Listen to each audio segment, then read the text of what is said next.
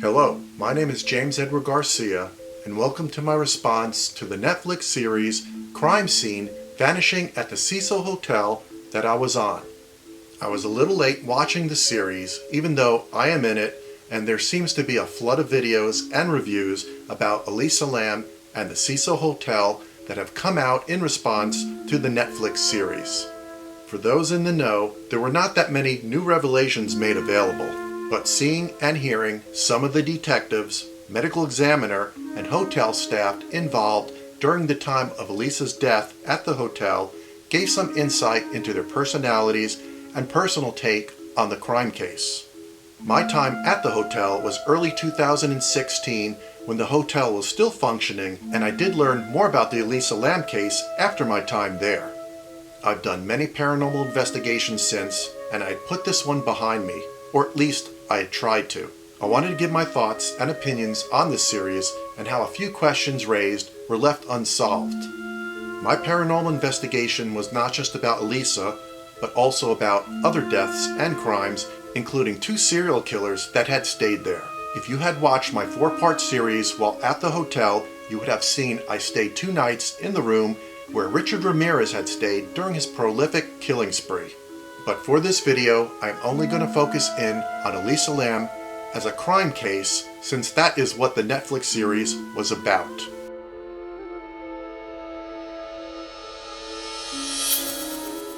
During my time at the hotel, I went with room 412 as the room Elisa was switched to after being moved out of room 506B. I heard the hotel staff said she was moved on the 5th floor to room 514 stated in the series to keep people away from the actual room. Plus, why would they move her close to the room where the other 2 roommates she had freaked out were staying? Seemed to make sense at the time, but perhaps it was room 514 after all. I am not the only one who went with room 412, and perhaps others thought so after watching my videos.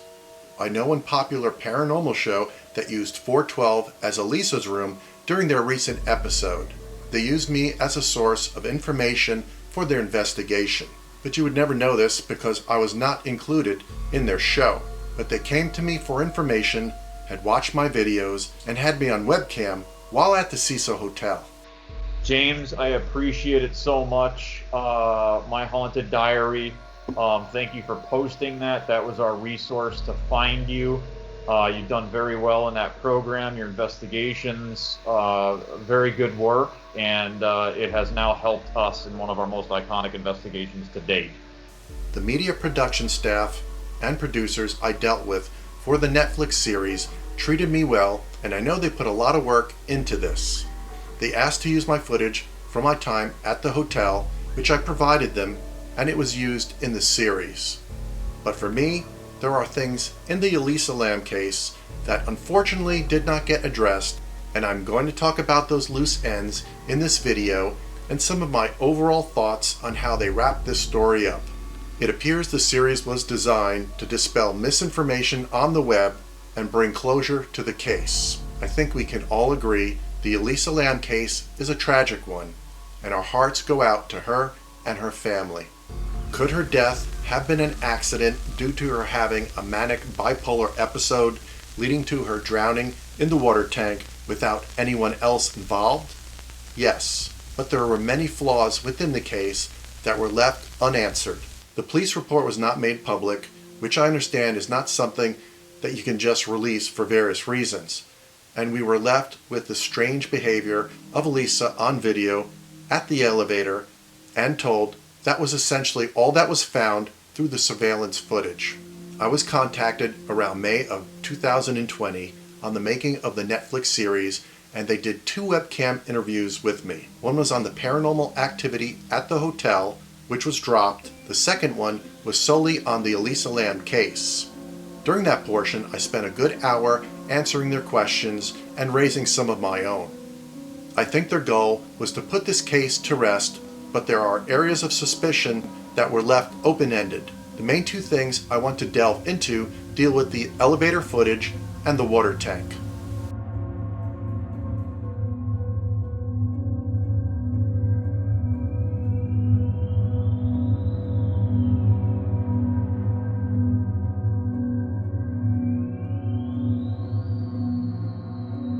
one detective, Greg, says, in this type investigation, sometimes you want to withhold certain details from the public, like the exact time she was in the elevator, which is the reason maybe that the time coding on the video is altered.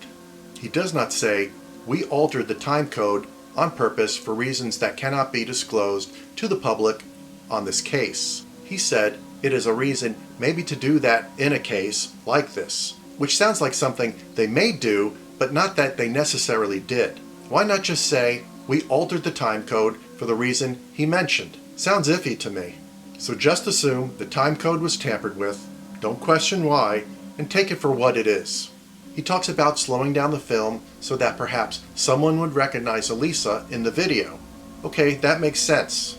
The other LAPD detective, Tim, states he can't give a concrete answer on if his media relations or if the independent media outlets actually edited the elevator video for one reason or another, but he does know that any changes to the video weren't made by anybody in the hotel, and that the evidence is going to speak for itself, and there was nothing suspicious about the actual original hard drive video, which we have in our custody. So the LAPD has the original hard drive with the elevator video footage on it, but he has no idea whether his media team or any independent media team that was given access to edit the video altered it in any way. But he knows no one from the hotel did somehow, but not his own media department. And if they had the original hard drive with the footage, why not go back and look at it to dispel what looks like tampered footage? I had brought this up in the interview, as others did. There are postings that there was someone else in some of the footage where it was cut and that they edited out that person since it was ruled they just happened to be there and were not found to be a suspect. Whether that part is true or not, I can't say, but I am going to take the elevator footage that was released and show how it clearly seems to be tampered with, at least when the elevator door closes. To summarize, the film appears to have a gap missing where Elisa's foot goes out of view from the elevator surveillance camera to where the elevator door starts to close. I am going to show the two cuts where there seems to be missing time on the film footage. The first possible cut was as soon as her foot goes out of the security camera field of view, and I think that was her foot, not someone else's. As soon as her foot goes off camera, you can see a change within an area of the elevator. If you look at the right lower side by the buttons within the elevator, it looks like the lighting has a little blip or change that happens within an instant exactly when the foot disappears off camera. This looks like a cut in the film footage. I will play it back several times and slow it down.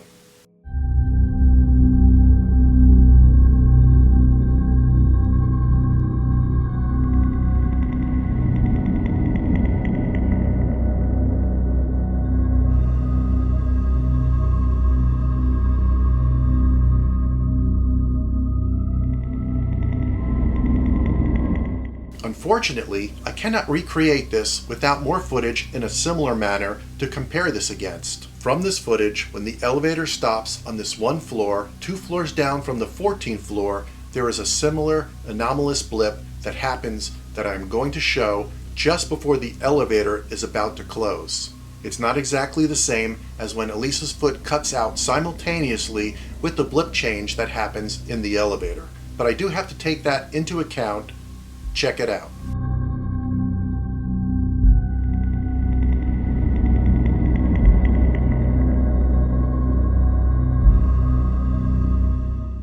I'm able to recreate the obvious cut that happens when the elevator closes on the 14th floor by using the footage from the next 2 floors down they left in the footage released to the public.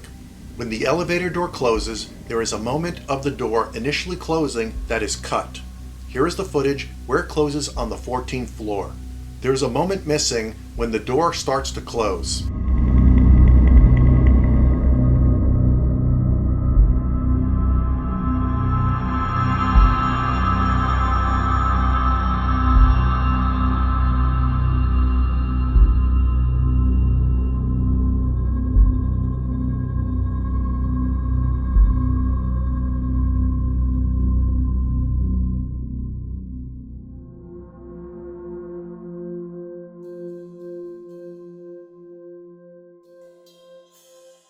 I am taking the footage where the elevator door closes on the 2 other floors below, then I will cut the film like it was tampered with on the 14th floor where Elisa had gone off camera so you can see the difference. Okay, here's the next floor where you can see the beginning of the door closing.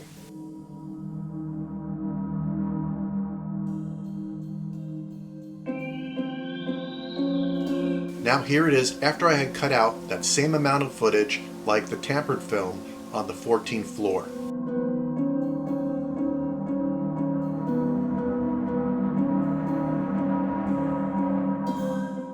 See the difference? I will repeat both a few times so you can grasp the nuance.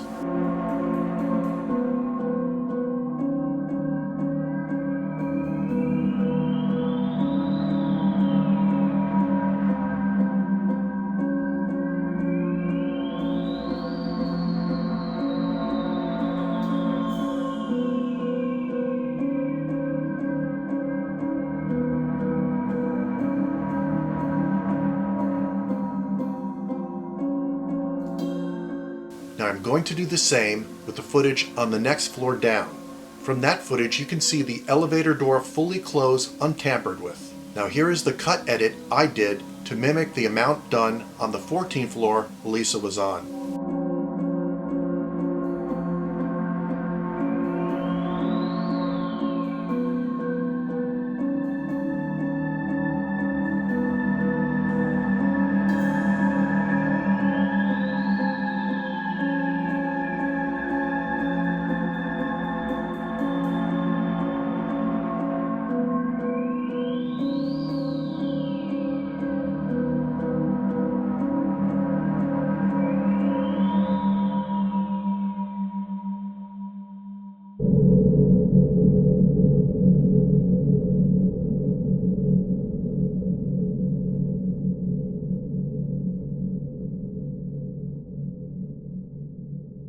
So unless we're just going to decide that the film just seemed to glitch and let it go at that, I think that this provides sufficient reasonable doubt. I know film editing, and in my opinion, this film was edited.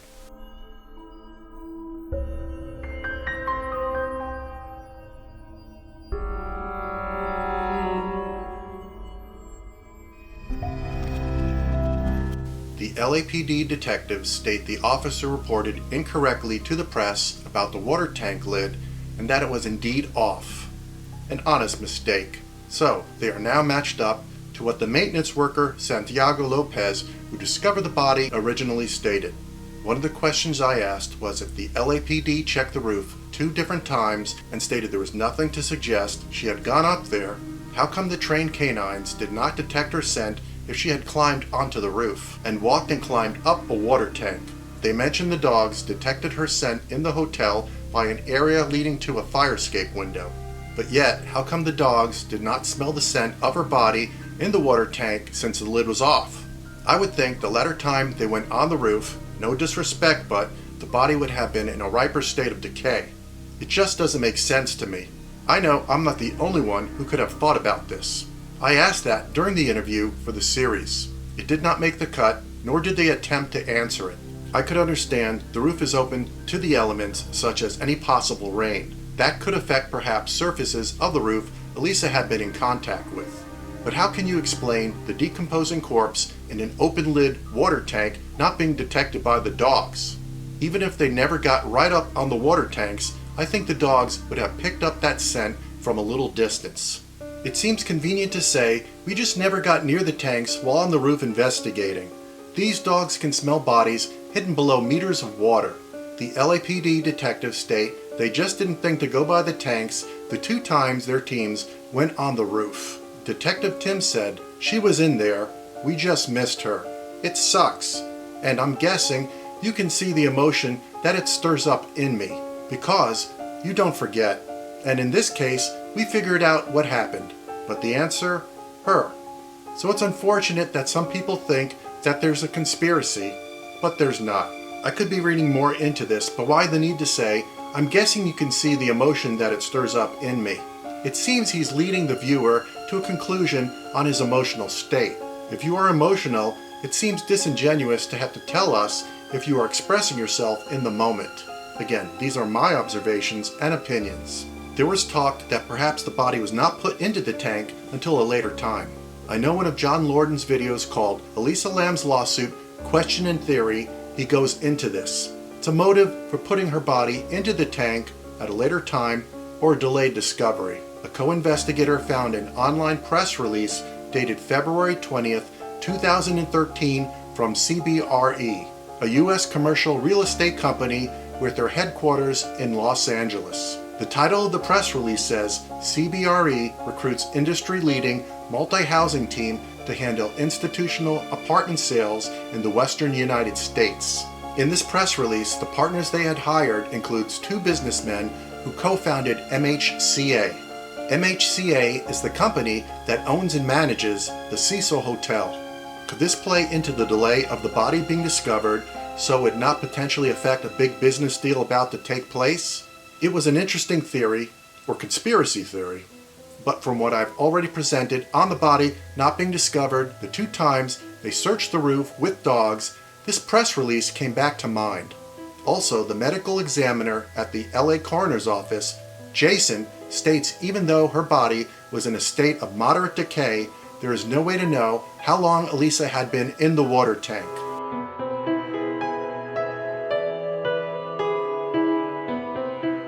I am not a web sleuth.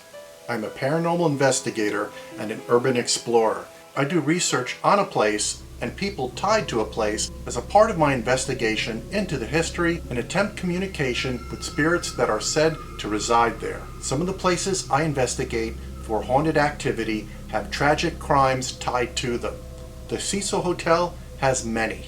Besides my work into the paranormal, I am also a creative person. Another thing I did a lot of was music, playing, performing, writing, and recording. I am going to talk about the death metal artist Morbid, presented in the Netflix series, who when goes into costume looks somewhere between King Diamond and someone in the band Slipknot. I like many styles of music, including death, dark, or black metal. If you check out my first My Haunted Diary episode on my YouTube channel, the opening and closing instrumental metal music was me playing all the instruments under the name Deathbone. Check it out.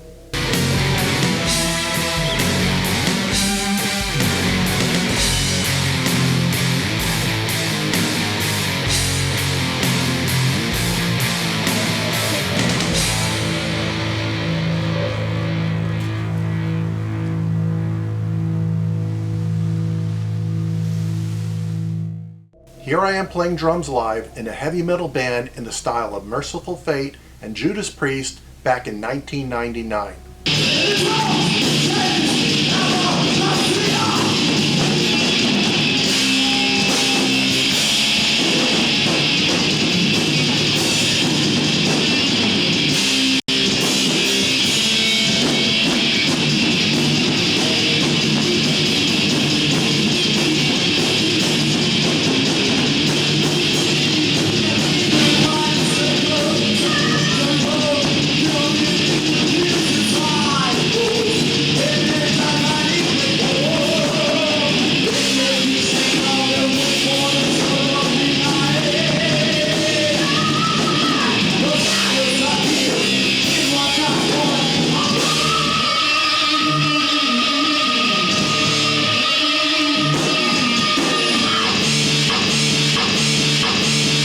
In the third episode of my time in the Cecil Hotel, I was in an elevator with these two guys who I did not realize at the time were from a metal band called Exciter, who've been around since the early 1980s. They got their name from a Judas Priest song, Synchronicities Abound Even for Me.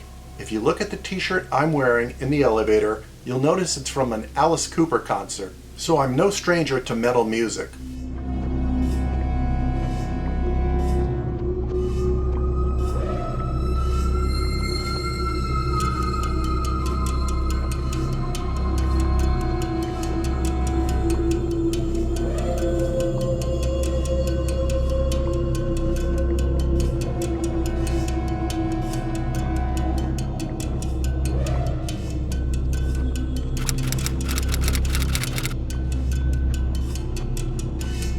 I have no issue with Morbid, and if I had been aware of him, I would have found he had nothing to do with Elisa Lam. I think a web sleuth that does any research would have figured it out as well. What happened to him was more from the trolls, internet mob mentality, low information types that are addicted to hate, not web sleuths who seem to research a case. In the 4th episode of the series, where they plan to wrap up and make conclusions, they build up how those interested in the case, looking for answers, web sleuths and such, feel there is a cover-up. They have John Landon, who did a lot of investigation into the case and posted it on his YouTube channel, Brain Scratch, narrating the cover-up could be tied to the LAPD, hotel manager, maintenance worker who found the body, and then he next says, and then you got the person who stayed at the Cecil that people thought murdered Elisa. They cut to Pablo, known as Morbid, and the interviewer off camera says, "Thanks for sitting down with us. I know it's not easy to talk about this stuff." And Pablo has an expression of being a recent victim of an assault. It seems staged in my opinion. I'm not questioning what happened to him, but it was 7 years back. I think Pablo is just following what the director wants. It seems they did this climactic build to how Pablo was a victim of web sleuths. First off, I do not remember John Landon covering Morbid as a possible suspect in the murder of Elisa. I watched a bunch of his Brain Scratch videos. Perhaps he did, but I never saw it, so it must not have been that important to spend much time covering. I do not remember anyone talking about Pablo from back when I was watching the videos and reading up from those researching the case. I never heard LAPD or anyone else mention it. I didn't even know about him until I watched the Netflix series. And when I was interviewed, they never asked me about him.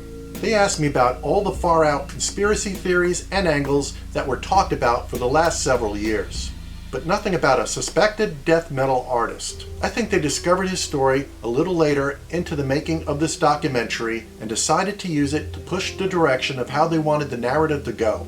From what they show, it was a Taiwan broadcasting news channel where they posted Morbid had some involvement in Elisa's death. It showed he was getting direct messages in Twitter from users, not web sleuths, saying he killed Elisa Lam. The FBI in Mexico came to check on him after this, but he was never charged with anything. He says the web sleuths found a video of him when he was at the Cecil Hotel a year before Elisa was there, which they show, and tied him to Elisa's murder. They were triggered by the way he looks, he says. Sure, some of the lyrics talk about death and murder or whatever, but you know, it's just lyrics. It's just music. It's art. It doesn't make me a killer. And after the web sleuths flagged his accounts, and he ended up getting his YouTube channel, Facebook, email account, I'm assuming Google, disabled. He says being truthful doesn't matter to them. They just want to destroy you. They hate you. I don't doubt accusatory web mobs that are addicted to hate, users on social media attacking him on the internet, making death threats even, led to his social media accounts being shut down. He mentioned he was cyberbullied and not everyone survives such an ordeal, which I agree with 100%. But that is what it is, cyberbullying, not web sleuths out to get him. I learned a lot on this case from web sleuths, some of which are in the medical profession. They were able to break down the autopsy report and explain all the medical terms and findings. Sure, there are some that take it into far-out conspiracy realms and others that are way too obsessed with this case. But from what I can assess, the majority of what happened to Pablo was a mix of trolling and those addicted to hate looking to accuse without making any effort to look into all the information available. Yes, as Pablo says, the truth doesn't matter to them.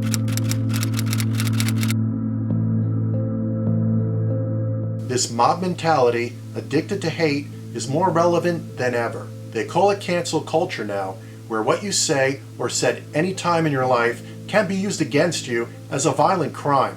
Like a mob, they wait for some accusation against someone to be posted, and if it's promoted by the hate establishment, they join in without doing any critical thinking or research outside the propaganda. Physical violence holds less persecution to words now. Pablo, or Morbid, says, it's just lyrics, and I agree, but to the cyberbullies, cancel culture, that is the utmost crime, and they're searching the internet to destroy others' lives every day. How come that was not brought up in the documentary? Furthermore, it's not just the hate mobs getting others' social media accounts closed. The social media tech companies themselves are doing it directly now. censoring you, shutting down your social media accounts if your words have a different opinion or belief to theirs. So generally speaking, a true web sleuth will question things. It doesn't mean they always know the answer. Where hate mobs or cancel culture are just bullies. There's a gray area where the cyberbullies and sleuths pass may cross, but you have to be able to discern between the two. Next, the one LAPD detective alludes to having heard something about this death metal guy getting accused of murdering Elisa. Well, if that was the case, how come he didn't at least look into it? You would think any lead would be looked into. He then chimes in on how all these web sleuths start making all these claims without knowing the facts about the case and blame people wrongly, and that the web sleuths were getting further and further away from the evidence. Now that's just slander and untruthful generalizing, saying the web sleuths as if they were all working together, following the same direction and conclusions, getting further away from the evidence. So their conclusions were Elisa was a victim of mental illness, and everyone else, LAPD, hotel staff, Pablo, etc., were also victims, but of those pesky web sleuths.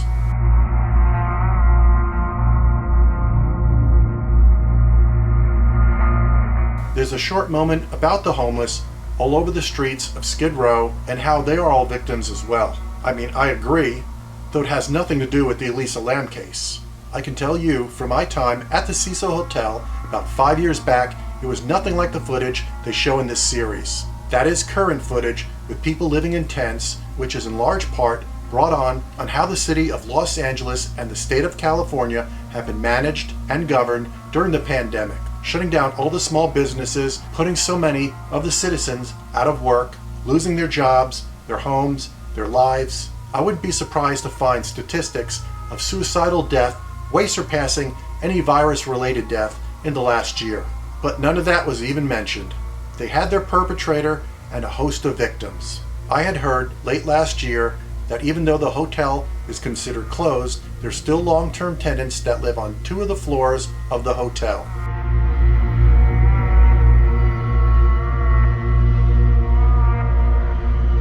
Amy Price, the former Cecil Hotel manager, talked about the hotel closing its doors January 1st, 2017. It was sold to a group in New York, and the hotel is worth over $80 million now. Half of the building is going to go to low-income housing, and the other half is going to be a luxury hotel. So the hotel will be no different than it already had been, basically. Perhaps a few steps up from the Stay on Main budget. She wishes the hotel a lot of success and how she, the hotel, can be a showstopper and deserves another chance. Sounds like the series was turning into an infomercial for the new owners of the Hotel Cecil.